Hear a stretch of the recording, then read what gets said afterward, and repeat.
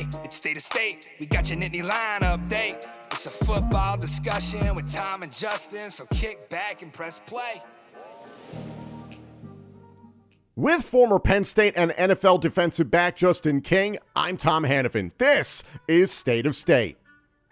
This podcast is presented by BetOnline. The college football national championship game is just days away, but also the NFL, the NBA, the NHL, combat sports, and more are in full swing. BetOnline has all the up-to-the-second odds, news, and info. Head to BetOnline today and remember to use our promo code BELIEVE, that's BLEAV, for your 50% welcome bonus on your first deposit. State of State is presented by BetOnline, where the game starts. Also, State of State is a proud supporter of Blue White Outfitters. Blue White Outfitters was created as a retail shop meant to highlight the confidence, competitiveness, and fearlessness of the elite athletes found throughout the history of Penn State University. Check out their Lockdown U and Lawn Boys merchandise today. All sales from Blue White Outfitters directly benefit Penn State student athletes. Visit www.bluewhiteoutfitters.com today. Hi, college football fans. We are in the wake of the first round of the college football playoff, and believe it or not, this year's college football national championship will be decided by two teams that will be playing in the Big Ten this year, the Michigan Wolverines and soon-to-be Big Ten participants, the Washington Huskies. Justin, if I had told you that 8 months ago, 9 months ago, I forget exactly when the Washington news was announced that they were coming to the Big Ten, but if I had told you that earlier in 2023, would you have just been like, what the hell, man? Yes, what UW. UW, I'm surprised they're there. I'm actually not too surprised about Michigan. I don't know from early in the season, I was like, Michigan's the one that's seeing how they've been built, and even looking at the holes at Ohio State, when you see that they lost their main quarterback, they look like a completely different team. So there was just little areas where they strategically beat us, I think. But Michigan, I always thought they had a very good team. But even Penix, for hitting the way that he's developed, Bo Nix has developed, I think that just goes into what we see more of developmental success in a microwave college football society. Everyone's thinking about, hey, fast transfer here, going here, and we've seen the players that are peaking at this moment are guys that have had snaps under the belt. Even the Alabama team, I feel like that nucleus is going to be back moving forward. So that's something to look at. But yes, the Big Ten is going to be a slaughterhouse. You said it before, man, and like I said when I was at the Peach Bowl, they're chanting SEC, and now it's like, man, Bama just went down, and Texas, by the way, is going to be part of the SEC next year. So it's like, two soon-to-be future SEC teams just went down to two soon-to-be future Big Ten teams. So it's kind of like, it's a mild flex. It's all, there's a technicality to it, but it's like, it's good for the conference. So it's funny. I was at a party yesterday, and so it was the game was on. I watch I can't even say as a fan. I'm just watching, but they were like, who are you rooting for? You rooting for Michigan or Alabama? And I was just kind of I'm just enjoying the good game back and forth. But there was a part of me is I guess you could say if Michigan wins the national championship, does that make the 10-3 record look a little different? Where it's I'll tell you what, for the national champion, a 9-point loss to the potential national champion doesn't seem so bad in retrospect, does it, guys? got our man Mike Yurisich at the crib, that Leonardo DiCaprio. Hey. I didn't even think about that. I feel bad a little bit. I know, right? I do too. That's what I'm saying. Because it's that happens. That's what my thought if I was him would be going, we lost 9 points to this. Right. Oh, God. Comment, subscribe, turn on notifications, rate us, and we have some more developments on the social media front. Follow us and check out all of our content on X, Instagram, and now TikTok at State of State Pod. Those are the same all across the board. Again, X, Instagram, and TikTok at State of State Pod. Thank you all so much for tuning in for what was a fascinating 2023 season for Penn State football. Fascinating, disappointing for plenty of fans, and certainly reasons for positivity going into 2024. Yes, certainly deflated by the Peach Bowl, but moving forward into 2024, the transfer portal, in terms of being able to put your name in the portal, has closed. In regard to Penn State's roster, there was some news yesterday, and this may fly under the radar for some Penn State fans, but Penn State defensive end Jake Wilson, who was a walk-on, or as James Franklin likes to refer to it, a run-on for 4 years at Penn State, has entered his name to the transfer portal. I know this is maybe not going to really excite that many Penn State fans or enrage that many Penn State fans. I personally just want to wish Jake all the best. He played 4 seasons at Penn State. Jake Wilson was named the developmental squad's co-defensive player of the year, played in 27 games. He has 2 years of eligibility remaining now that he's gotten his degree from Penn State. Justin, you remember your time at Penn State and that you got in, you were out after 3 years, but that was your plan. You got your degree, you moved on to the National Football League. I think this is one of the bright spots of the portal, NIL, et cetera, the extended year of eligibility because of the pandemic, because of COVID-19, is that a guy like Jake Wilson, who has been working his butt off for years for Penn State football as a walk-on, can go somewhere else. And I'm not sure what level of school he would go to, but he can go somewhere else. He can continue his education, and he can maybe show somebody a little bit more tape. And who knows where he could hook on. You and I were talking about the UFL, the USFL, and the XFL coming together for spring 2024, not to mention the National Football League, Canadian Football League. There's indoor arena football. Like, who knows where this guy could wind up. I think this is a bright spot ultimately for modern day college football. I think that is a bright spot with the transfer portal, is like that you can get someone that walks on to a prime school and they can get developed, whether it's to go to another school and play football, go to another school, mature, and you're just not dropped off from playing football, but it's more of that like that seamless transition out of the game. And now, like you said, with the UFL and, well, not and another league, but the UFL, the Spring Football League, coming to an agreement with their merger, that's a viable option for a lot of guys to have a avenue to make some money playing football. So it's a great opportunity.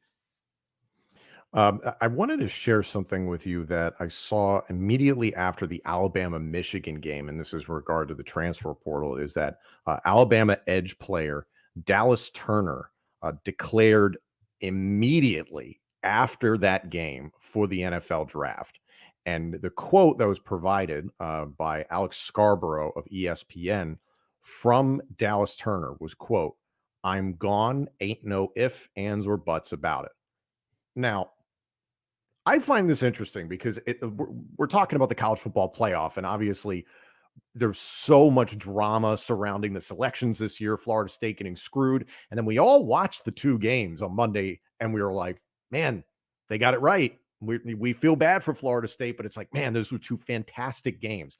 And then you get something like this, and I don't want to put Dallas Turner on blast. He's making the best decision for his career that he can, and I'll give him his runway, his leeway in that respect.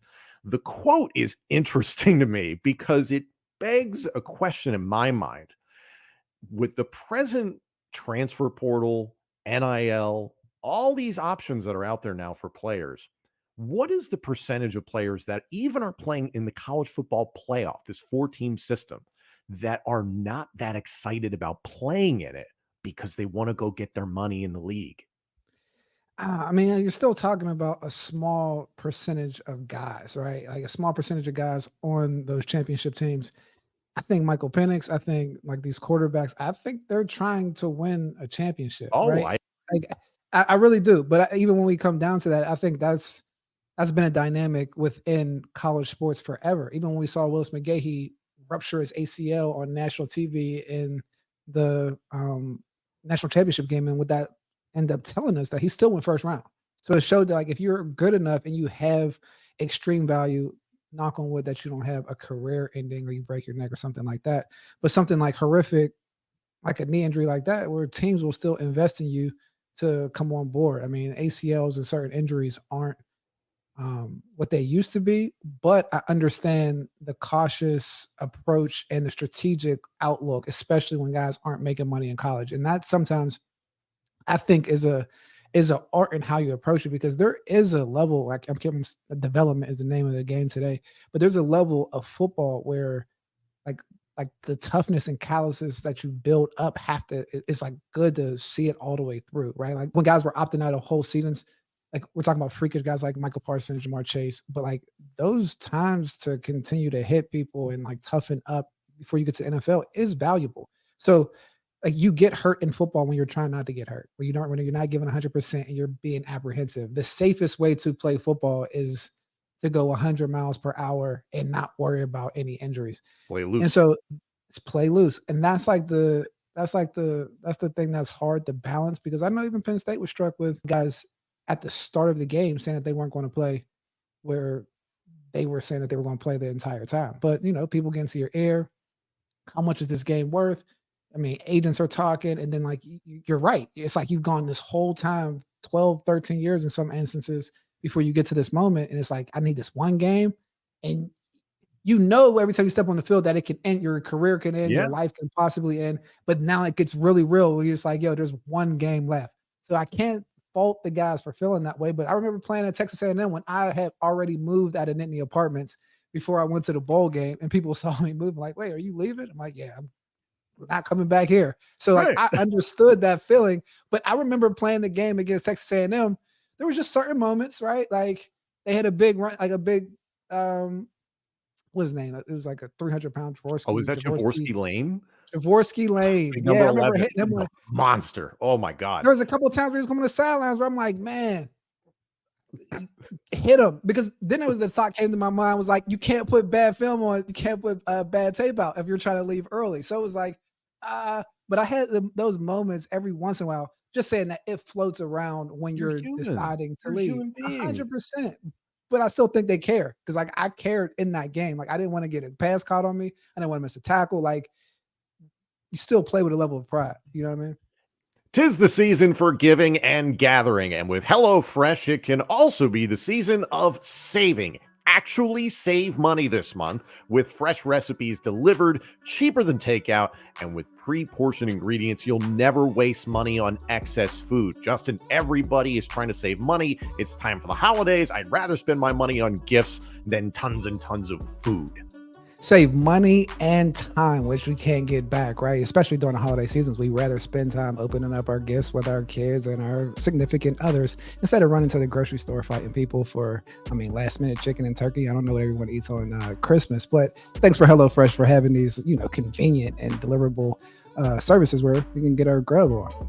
Yeah, there's no need to fight. Did you know HelloFresh does more than just dinners? From easy breakfasts to start your morning off right, to 10-minute lunches or satisfying snacks both adults and kids will love. HelloFresh has tasty choices for every mealtime occasion. And the best part, no grocery store trip required. Go to HelloFresh.com/lionfree and use code LionFree, that's LionFree, for free breakfast for life. One breakfast item per box while subscription is active. That's free breakfast for life at HelloFresh.com/lionfree with code LionFree. That's LionFree. HelloFresh, America's #1 meal kit.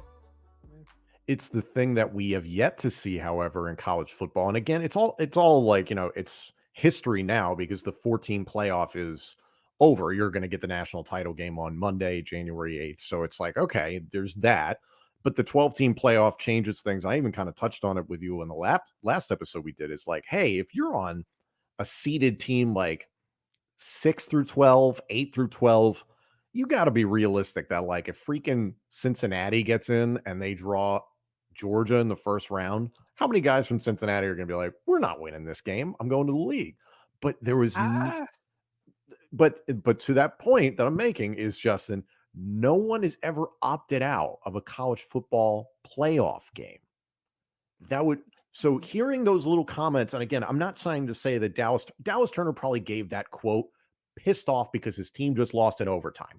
Probably. He was relieved. He was probably relieved. He was probably relieved. Angry about the loss, as anybody would be, and probably to a degree relieved of like, hey, you know what? I'm going. And there's probably an element of him that regrets saying it in the way that he did. So I want to give him a little leeway there, like I said, but still, no one has ever opted out of playing for a championship. And you can kind of feel that undercurrent a little bit in that statement. 100%. I completely agree. That's Alabama, right? And I got to really like draw it in for our listeners. Even when we talk about like some of the top teams and the top players that are going to the NFL, it's not just go to college and go to the NFL. So even when you say like a team like a Cincinnati, I don't know if they're going to have guys like that's 98% of the guys on Cincinnati's team, their biggest game they're going to ever play in their football career. Fair. Even if they're a cohesive team, like those Boise State teams that beat Oklahoma State, where the guy, like, the, I think outside of Orlando Scandrick, Ian he might have been Johnson on in that team. Oklahoma, Jared Zabransky. Yeah. You know what I'm saying? Well, Orlando Scandrick might have been the one guy that Mm. went to the NFL from that squad. I mean, he might have been. That might have been before him. Anyway, I'm showing my age, but to say that is that like a quality football team doesn't mean that there's NFL players. Those NFL players are far few in between, and they stay within those same teams. Like when we talk about like, oh, the SEC is overrated, da da da da da. It was like this many teams lost. When the NFL talent evaluators go in to find players to bring in, they're going to go to Ole Miss, and they're going. That's when we start finding teams like, hey, I didn't know that Ole Miss had two receivers like DK Metcalf and AJ Brown. Like no one knew that when they were in college because it was just how talent rich some of those areas are. I digress.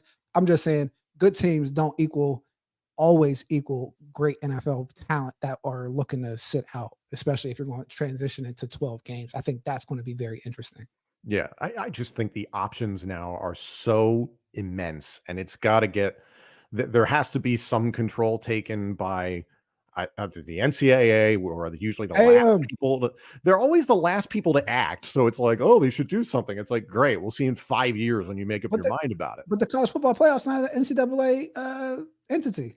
Like it's not. Right. That's the thing, is that you've got TV networks involved. You have major sponsors involved. You have the college football playoff. You have the individual bowl committees. You have the individual cities and the government around them that wants a major event in their city. Like, it's really freaking complicated to try and figure this out. But at the same time, it shouldn't be this complicated.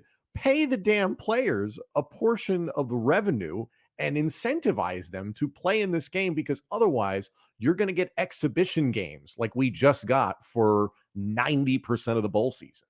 Because the real issue is like because everyone makes the coaches the bad guys in the situation because they have the crazy salaries and the buyouts and they're like the focus. The real villains are the administrators, man, because like they're not the ones like they're the ones kind of handling the strings, doing the different deals, and they're not in the muck with the coaches. Like like those guys, the amount of hours they put in, the emotional fortitude it takes to deal with these kids, the families, like the coaching, everything that you take, like living in a microscopic like industry while you do your job. That job is worth like they're getting paid what they should be getting paid. The players should be getting paid. So if there's ever any balancing out, we got to look at the administrators in this whole situation. We talk about the NCAA leadership when it was time to lead. Whenever like we had a situation in the history of the NCAA, they all failed. Like schools that left, even Santa Barbara before we got started here, and just how we take leadership into the next moment. The NCAA in college sports is based on standard procedures like that's been set forever. So not being able to pay the players has been like is a flawed system, but it's like an easy system to operate.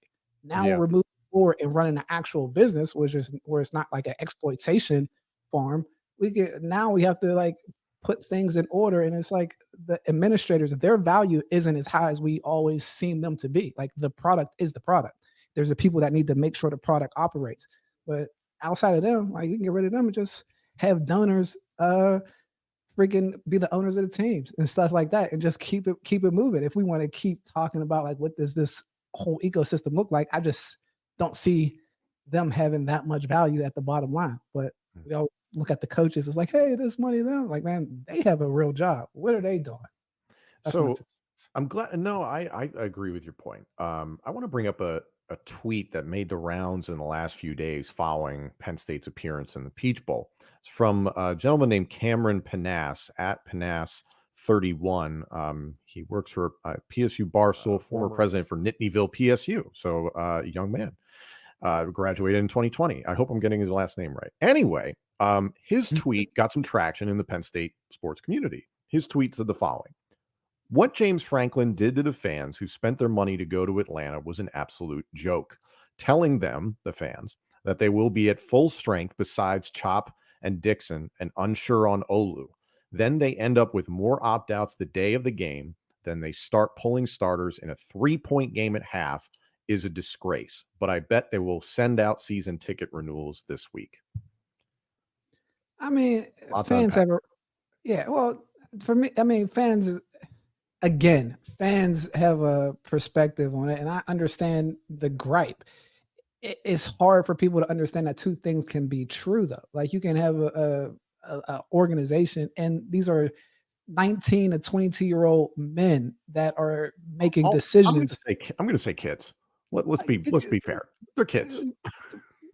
They are kids. They are kids, but they're about to enter a stage where they're getting influenced by agents and different people around them. So I Of course. guess what I'm saying is both things can be true. Like the fans can also be upset, and it can also be true that James didn't know until like the day of that guys were going to sit out because like even from like the linebackers, Adisa, Curtis Jacobs, just some of these guys, like I mean, they're getting like they're top end NFL players, and to the extent of that month from the last game, people are in your ear like, how long should you play? What's this? And you want to stay along with the team. We talk about the culture at Penn State and wanting to play. There's more probability of the players feeling bad, abandoning their teammates to say, like, hey, I'm focusing on this. And they led everybody on up until the point it was like, all right, I'm just going to play this much, though. Like, that's more probable than James holding back information to get fans to come down to the Peach Bowl and support because we're going to be at full strength. So I would think the fans should give like the benefit of the doubt that there was some curveballs like closer to kickoff. So not that you have direct information from, hey, Curtis Jacobs texted me and told me he's going to do this, but Not like at all. you But believe that under the current model with opt-outs, et cetera, that the players at Penn State are calling their shot of how much they are or are not playing. I mean, they have at this point they have that leverage. Like it's a game where it's like, look, it's good for us to come. We're going to come to practice. We're going to be involved. We're not trying to break away. But sometimes playing on that fence, it lets everybody a little apprehensive and reactive instead of being able to be proactive. Because then you can plan accordingly. But if you're not planning on how long people are going to play, like other guys have to get reps. People are prepared to play the game. And if that wasn't the case, maybe that's why we saw some of the things that we've seen. But we're talking about top 3, top 4 round draft picks here. Like those are the type of like I was that. I mean, that was my mental then. Like if Joe Paterno would have let me, or if that was a coach, I'd have been like, yo, let me get in this first half, play a good time with my team, and take me. But that wasn't what we were doing. I get killed by Jaworski Lane. Yeah, you know what I'm saying. But like now, it's just like because the guys could say we're not playing at all, or they can be like Johnny Dixon and just not jump on the plane and not make an announcement or anything. That's almost better until you make the last minute decision or you kind of alter your playing time. Cause I think that's what we're thinking of is guys that play just a little bit of time. And the other element to this is that James Franklin is not going to publicize the availability or lack thereof of certain players because there is a competitive advantage so that the other team isn't aware of that because you're trying to win a game at the end of the day. So there's that complication. It's not like going to see, a live show or something like that. And it was like, oh, this person was promoted to be there and then they're not there. It's different. There's a gamesmanship quality to this. But at the same time, the comment made there, I sort of agreed with it in the episode we did the day after the Peach Bowl, and that I flew down there. I went to the game. I had a wonderful time with the people I was with, and I enjoyed my experience. But when it came to the product of what occurred on the field, I was like, I won't do this again because, like I said, by halftime, 5 or 6 of 11 defensive starters were out of the game. One was Abdul because of injury. Your 2 offensive tackles are out of the game as well. So I was like, this isn't us. This isn't the team that I spent lots of time watching this year. This isn't the team I went to see multiple times this year. Granted, 13,000 tickets were allotted to both Penn State and Ole Miss fans. If I don't go, somebody else is still going to go. I understand that. That's the largest living alumni base in the world. But to a degree, I understand it. And another side of it, again, I continue to side with players. If they want to opt out and they want to take care of themselves, set themselves up for their future, generational wealth, if they are so lucky to go in the high end of the first round, second round, whatever, I am on board with that. But again, this is why I keep coming back to like, there needs to be some sort of regulation with this. This needs to get shored up. That's fair. I mean, now we're all understanding how Adam Silver feels when the superstars sit out of the games, right? Yeah, You got a product that you're trying to sell, and then your best guys aren't there. And so that's why I think, I mean, again, I know because I think what you said can still be true, right? Like you didn't enjoy your time because the best players weren't playing. And the reason the best players weren't playing is because you agree they're with making the or right chose decisions, your life, right? So right? I'm like, So okay, I'm like, yeah, this is a bummer for me, but I'm happy for Olu to go get drafted and get his money. I mean, I think it becomes an exhibition game in another place where you're almost like a luxury spring game to an extent, where you're seeing the backups or the guys that are moving forward. Because I mean, Nick Singleton played hard, You did. Katron Allen played hard, regardless of how people feel about Drew. I felt like he played hard. Like both played. Like guys were the guys that I played. What you do not don't want argue that at all. because what I would have been pissed off about is if the guys that played or everybody was out there was kind of Mm. like Florida State or like they're at the NFL Pro Bowl and they're tagging off and not really giving effort. That would have irked me out because then that means that's how it was approached as an organization. I just think we saw the pieces and coaches put guys in positions that they had to move around with the variables of the NFL draft and the new age of college football. So again, compared across the board, that I mean, and we just to jump in when he's like asking for season ticket money. I mean, I think that's just a dynamic at Penn State that we have to continuously get over because I mean, there's a level of support that is needed for any program to succeed, but it doesn't necessarily have to be in like NIL. Because I think you look at a Michigan fan base, they support that team. They're probably one of the lowest when it comes to NIL participation, but it's more of a bot-in mentality of what do we need, how do we approach it, and then we're all on the same boat moving forward, a unified message, and they're in the national championship. Looking at the national championship picture altogether, Washington and Michigan, what both teams were able to do on the field. Again, I think what Michael Penix was able to do, I think he opened a lot of eyes. His draft stock, I think, went through the roof. Not that that is the greatest Texas secondary ever fielded, but at the same time, he certainly did a hell of a job and has a crazy wide receiver core. So I am very curious to see how this game goes against Michigan. In your opinion, who's the national champion? Just based on the situation, I feel like Michigan can go sideline to sideline with them, but when it comes down to it, I'm have to roll with Michigan on this one. So I just think up front, when it comes down to it, bully ball is going to kick in as long as they can stay ahead of UW and not let them get too explosive. I'm gonna tap my hat to Michigan.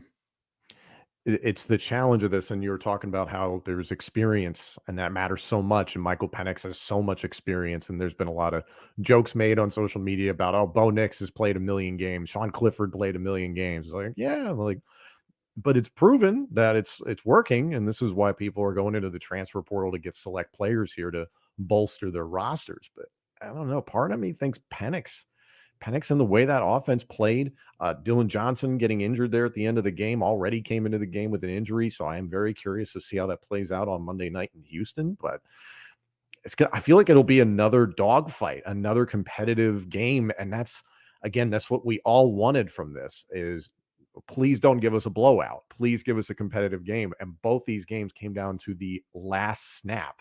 It was crazy. I completely agree, and UW is like an exciting team. I really like them. I mean, I liked Penix when he was coming out of high school. And not to, well, yeah, to submit my point, but there's something about championship games when you have to get into the trenches and that you can like essentially rely on the trenches. I haven't seen UW play stout defense or even running the ball up the middle. So when we just think about someone that does like a boxer that just doesn't take care of their body, you have another boxer that attacks the body is, fights and games are based off of matchups and styles, right? So like I think the style I would lean towards Michigan, but everything you said I also agree with. That's why I wanted to clarify. I was like, hey, I'm not against that point. Like I agree, but UW is looking crazy in the way that they're moving. But that's the reason why I think they can't beat Michigan. And they're going to have to present something different, and that the way they were able to bottle up Jalen Milroe is going to be very different than how they deal with Michael Penix. So I am very curious to see how that And goes. And it did and seem Blake like Corum. and Blake Corum and Donovan Edwards, it did seem like kind of a one-man wrecking crew in terms of the pass rush for Washington, whereas Michigan, I think what the stat was in the first half, 5 people recorded sacks. So Michigan's doing very well right now, and I know that kills a lot of Penn State fans. To wrap up here, because I know you and I attempted on this podcast here just now to try and solve the college football world altogether, and I'm sure we nailed it just now. Looking again, focusing on Penn State, the whole point of this show.